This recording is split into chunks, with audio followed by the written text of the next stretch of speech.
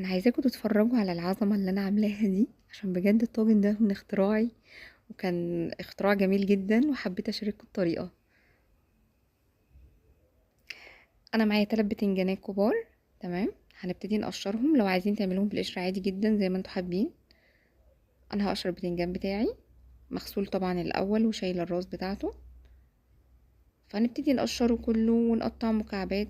هوريكم شكلها بعد ما قشرته. نبتدي نقطع مكعبات كبيره، او عايزين تقطعوا مكعبات اصغر من اللي انا عاملاها زي ما انتوا حابين، برضو الشكل اللي انتوا حابينه.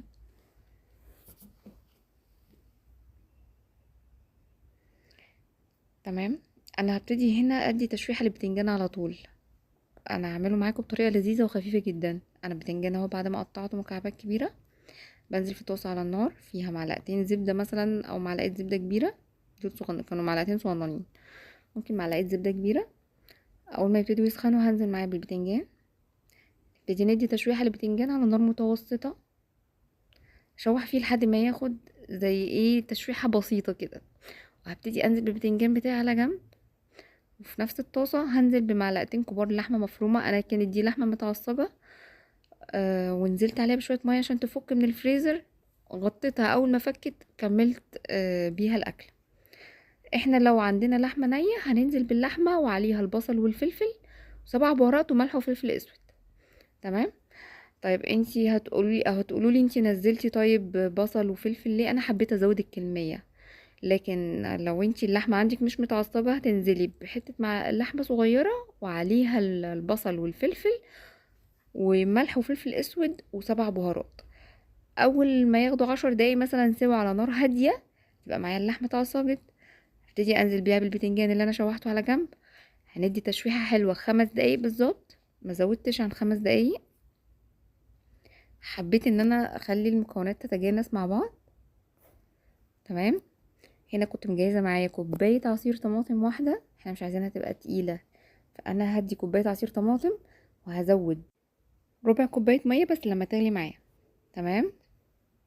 اول ما الطماطم تفك معايا انا هغطيها واسيبها على نار متوسطة. اول ما تفك معايا وتبتدي تغلي هوطي النار وهسيبها 5 دقايق بالظبط بعد ما تغلي. تمام. انا بعد ما غليت زودتها ربع كوباية مية، محبتش ان هي تبقى الطماطم فيها كتير، ففكتها بربع كوباية مية بالظبط. تمام. هوطي النار واغطيها واسيبها 5 دقايق كمان.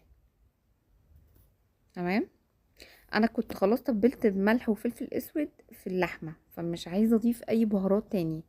معايا طاجن مجهزاه هنزل بيه بالبتنجان بتاعي على نار متوسطة. على نار متوسطة في الفرن، يعني خلي مثلا درجة الحرارة 180 160، ما تكونش اعلى من كده. سيبي الطاجن بتاعي كل مكوناته مستوية. فاحنا هنسيب الطاجن بتاعي حوالي نص ساعة. نص ساعة و5 دقايق مش اكتر من كده. برضو لو الفرن عندك مش حامي سيبيه نص ساعة و5 دقايق مثلا، مش اكتر من كده. احنا عايزين ندي طعم بس للبتنجان بتاعي. انا هنا حبيت ادي شكل جمالي اكتر وطبعا قيمة غذائية اعلى. نزلت الفلفل الالوان كنت مفرزاه معاكم في فيديو اللي عندي على القناة، لو حابين تشوفوه وتعملوه بالطريقة دي.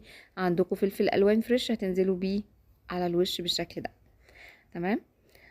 انا بقى بعد نص ساعة اديت وش بس على الشواية مع شوية رز بشعرية، طلع احلى طاجن بتنجان هتجربوه. بجد وصفة سهلة جدا ونتيجتها جميلة جدا. ولو عايزين تاكلوا بعيش مش عايزين رز زي ما انتوا حابين، بس اللي انا متأكدة منه ان مش هتاخدوا 10 دقايق واقفة في المطبخ وهتطلعوا حاجة لذيذة وصحية جدا. متنسوش تدعموني بلايك وسبسكرايب عشان يوصلكوا كل جديد.